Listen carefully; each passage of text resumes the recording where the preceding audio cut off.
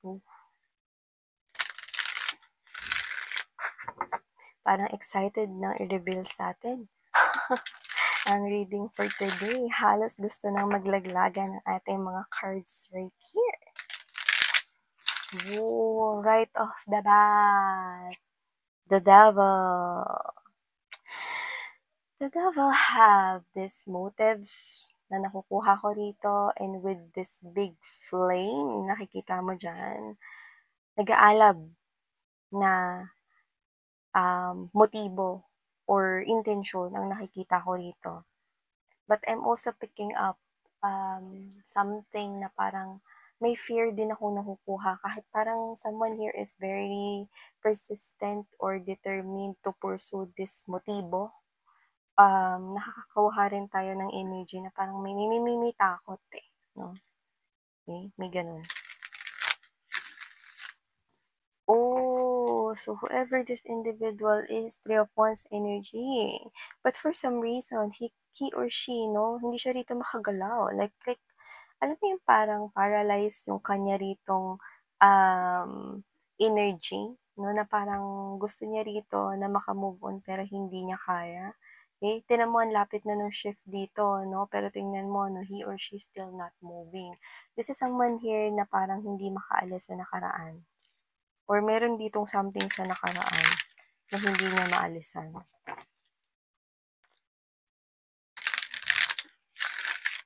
Diba? Tignan mo yan, no?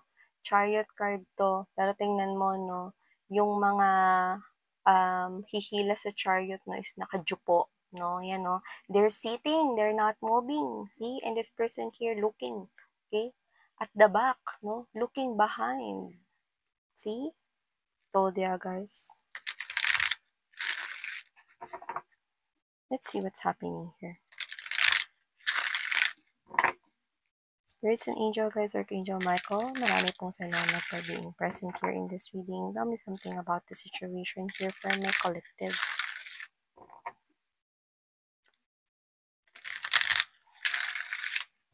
Just catching the right energies here for you guys.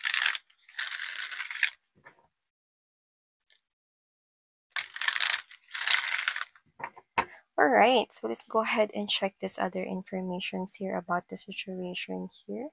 This is so intriguing.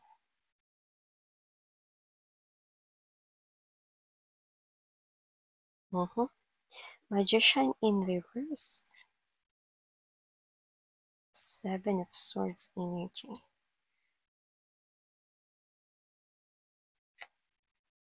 Ilatag na muna natin lahat mga babes, no, bago natin tuluyan na alamin kung ano pang mga informasyon ang meron rito for you guys. Just take how this resonates right here.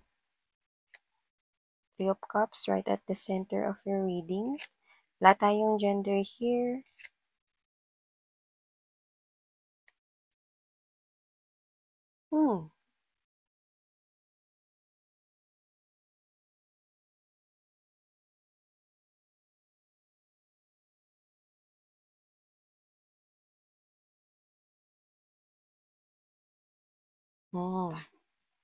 Okay.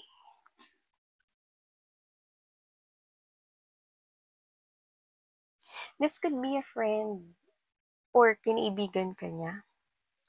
Or this could not be a friend, pero this is someone here, no, na pwedeng around you or nasa life mo right here. But I think this is someone here na a friend, no? Strongly, that's what I'm picking up, no?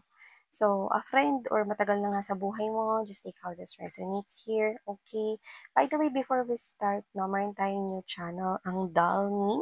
Ang link niya ay nasa description box, no? Yan ay collective readings din dyan, mga babes, no? For all signs. Kaya kung ano man yung zodiac sign mo, welcome ka dun, no? At just take how this resonates sa mga nakatambay na there, new subscribers and returning subscribers, maraming thank you. And if you, okay, if you want to get updated, no, you might want to hit that subscribe para mapindot mo rin yung notification bell para instantly ma-update ka no pag freshly uploaded na ang ating video readings there, no? So, kung hindi mo pa rin yung nagagawa dito sa The High Priestess Tarot, you might want to consider doing that para updated ka all the time. So, yun nga mga babes, no, nakikita ko rito. This is someone here around you. But I'm picking up more likely a friend. But this friend, well, it feels so personal here, pero itutuloy pa rin natin to. Okay? Just take how this resonates. Magician in reverse with this Seven of Swords energy. Someone here for some reason, this person feel betrayed by you. Pero this is something here na hindi naman talaga betrayal 'yon. Hindi mo siya trinaydor, pero feeling niya na traidor siya rito. Feeling niya na backstab mo siya. There's this truth na I think pwedeng alam mo, pero pwede rin naman na hindi mo alam. Okay? Because there are energies, no, na nakukuha natin dito. Alam mo kung bakit at alam mo rin kung kung alam mo kung bakit or at hindi mo alam, no, para sa iba sa inyo. This person here, pwedeng kinaibigan ka niya or kaibigan ka na talaga niya rito. So with this death card in reverse and this person here, binabantayan ka niya rito. Well, let me just get straight to the point. Hindi ka niya binabantayan at hindi ka rin niya binabakuran dahil mahal ka niya. This is someone here, no, na merong ibang intensyon, kaya niya rito nakikipagkaibigan sa'yo or kaya niya rito ginagawa ang pagbabantay sa'yo. Bakit? This person here is so desperate about something related to past. I'm sensing that this person here, with this death card in reverse, something here is may pinipigilan siya ritong mangyari. And it has something to do with this Three of Cups energy. What are you talking about, Miss Yan? Can you just go straight with the point? Yes, that's what I'm picking up right here. This person who is a friend of yours or someone who is around you, no? Pwedeng matagal nang nasa buhay mo. This is someone here na meron kang naging ka-in relationship before or just recently at yun yung person, the same person na mahal or gusto rin niya. Yes, you heard it right. That's what I'm picking up right here. So whoever this friend of yours or someone around you or nakipagkaibigan siya sa'yo rito, no, this person here could be your workmate or colleagues to some of you.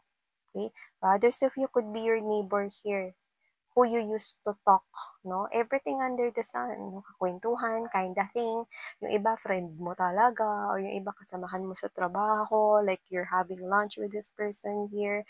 And guess what? This person loves that person you had recently romantically involved with. Pero sa nakikita ko rito, ex mo na yun eh. Tapos na kayo nun, nung tao na yun.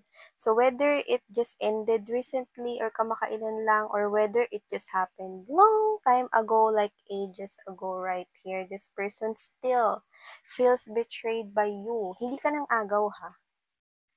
Hindi ka nang agaw dito. It's just that, ganito yung nakikita ko rito. This person here, lumalabas rito na una niyang nagustuhan yung person na yon. So, whether hindi niya naman inamin dun sa person na yon or inamin niya yon, no, labas na kayo dun. Basta ang nakikita ko rito, no, lumalabas na una siyang nagkagusto dun sa ex mo na ngayon. Kung sino man yung person, no, na ex mo. Una siyang nagkagusto do'n, 'no, pero kagaya nga ng sinabi ko sa inyo, hindi naman ito first come, first serve dahil una sa lahat hindi 'to kantin. At hindi rin naman isang produkto o item, 'no, yung isang tao, 'no, at lahat tayo meron tayong free will at meron rin naman tayo ritong mga gusto, 'no, kanya-kanya tayo ng gusto, kanya-kanya tayo rito ng mga pagtingin sa mga bagay-bagay, 'no, and your ex, 'no, na-ex mo na ngayon, 'no, so happened na ikaw yung nagustuhan, ikaw yung type niya, ikaw yung mahal niya rito, 'no, so ikaw yung niligawan. Kahit na hindi ka naman yung unang nagkagusto sa kanya. Are you getting my point? This reading is quite personal pero itutuloy natin 'to. This is something here that's so intriguing that wow!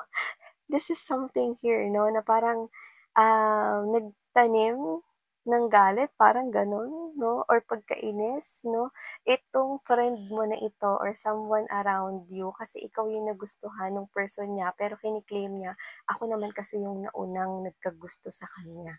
Pero anong magagawa natin, hindi naman siya nagustuhan nung person na yun 'no, hindi rin naman siya minahal ng person na yun, 'di ba? So whether this friend of yours tries to express his or her love and emotions for that ex of yours, no? Nakikita ko rito na wa-effect yun kasi ang mahal ng ex mo ay ikaw. So, ikaw yung niligawan, ikaw yung nagustuhan, no? So, ngayon, mga babes, whether you had recently um, separated from that ex-person, no? Or yung iba matagal na kayong hiwalay with that ex-person, no? And you still have this friend of yours around you, no? Sabi ko nga sa inyo, yung iba sa inyo, pwedeng alam mo yung feelings and emotions, no, ng friend mo na yan, no? Like literally, alam mo na may gusto siya dun sa ex mo, no? Pero maaaring pinaparating niya sa'yo rito, no, na okay lang, accepted ko naman, tanggap ko naman na ikaw yung nagustuhan collective at hindi ako, no? Puwedeng yun yung sinabi niya sa'yo, kaya parang nagpakalma na rin yun sa'yo, yung information na yun. And ikaw 'to na parang tapos naman na kami, wala na kami nung ex ko. Which is yung ex mo nga is yung tinutukoy niya na person na mahalan niya. Okay, are you getting my point? So parang sa'yo, okey lang tanggap naman na ng friend ko kasi wala na rin naman kami nung ex ko, eh. So parang yun na yung pumasok sa isipan mo 'no, pero little did you know right here, yung iba sa inyo hindi niyo alam ha, na na una pala 'tong may gusto sa ex ninyo, pero hindi naman naging sila kasi hindi nga siya yung type. Ikaw kasi yung type, ikaw yung mahal, ikaw yung gusto, ikaw yung like, 'no?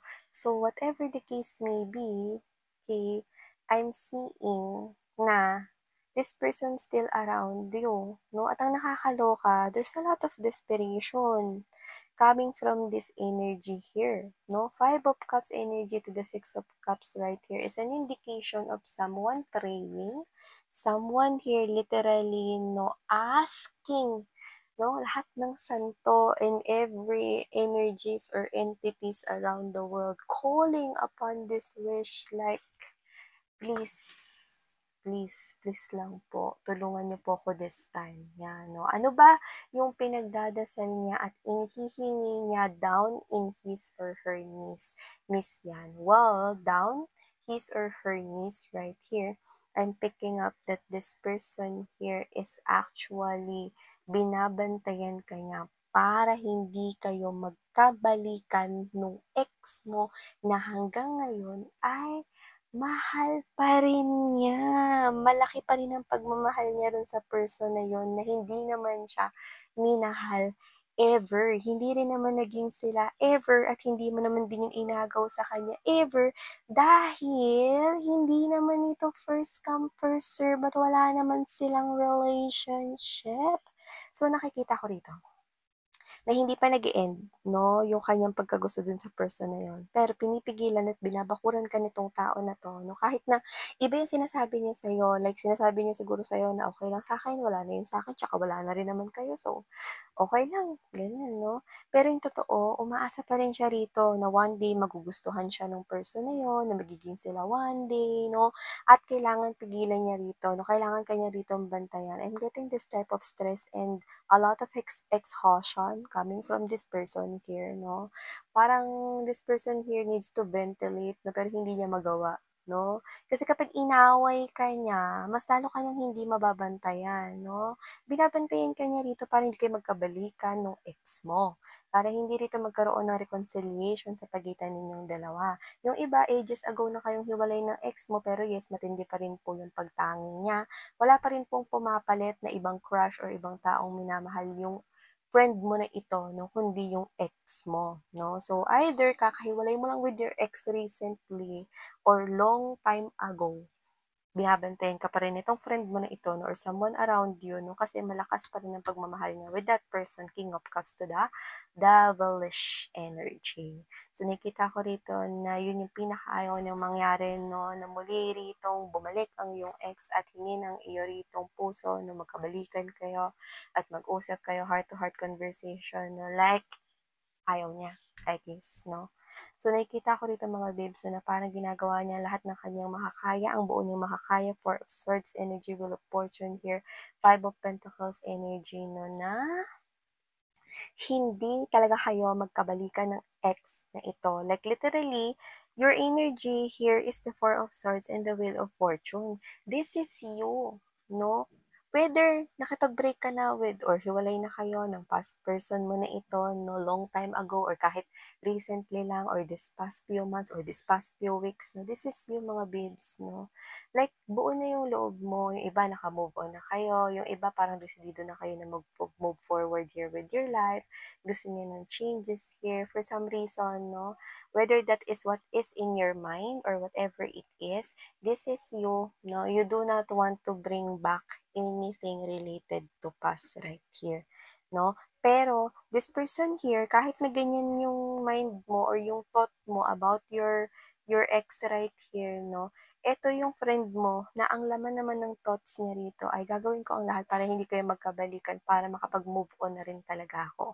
Kasi hanggang ngayon, di pa rin ako nakakapag-move on dyan sa ex mo kahit hindi ko naman siya naging ka-in relationship. So, pinipigilan niya rito na magkabalikan kayo para sa kanyang pansarili rito ang kapakanan upang siya ay makamove on na rin. So, maaaring nagbibigay siya rito ng advice kasi pwede nga sa iba sa inyo, pwedeng nagsisimula na bumalik yung ex na ito sa'yo, no, at pwedeng sinusuyo kayo.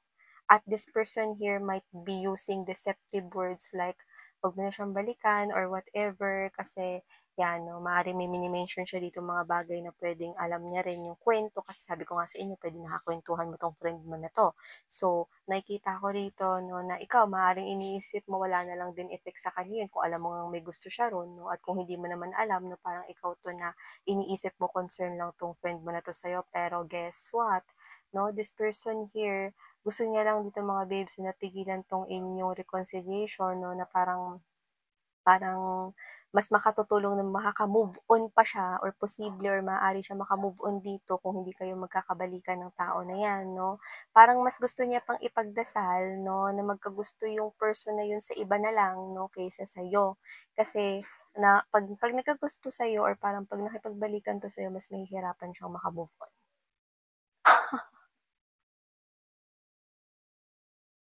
What? Wow. That's what I'm seeing. So whatever the case may be, it looks like whoever this friend of yours is, no need to worry because this is you. Kung matagal na kayong hiwalay ng person na yan, you're claiming already, marami na nagbago.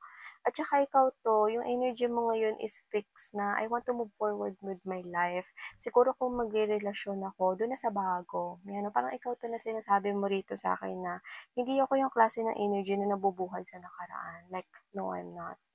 Okay, parang past is past for me. So, kung ano man yung naging dahilan ng separation mo with this ex of yours right here, it's not being mentioned here. Pero nakikita ko rito, no, na ito yung klase ng energy, no, na parang ito yung sitwasyon, no, nung isang person around you, no, because he or she still has this strong feelings for your ex na never namang naging sila. Okay? So, yeah. These are all the messages we've got right here for you guys. So, claim this and receive this if you want. Maraming salamat sa inyong suporta. Sarang Hey Love and Life. Annyeong.